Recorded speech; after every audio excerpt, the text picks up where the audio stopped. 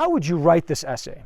Well, first, in the introduction, you want to introduce the idea. What happened? What was the incident? What was the encounter?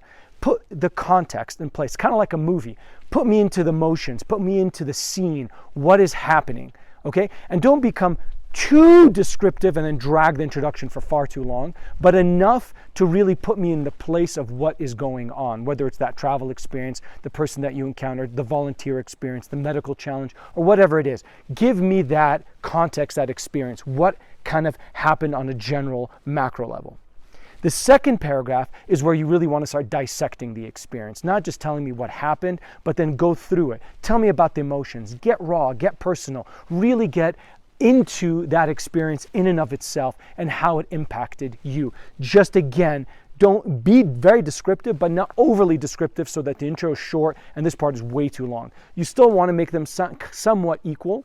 Give me the introduction in about 100, 150 words, and give me this explanation of how it impacted you in more depth in about 200, 250 words. And obviously you have to think about the total word count that the school is giving you, or the essay prompt is giving you. The third part of it, which is probably the most fundamentally important part, is don't just tell me what happened, how it affected you, but more importantly, how that's impacted you in the future. How do you treat people now?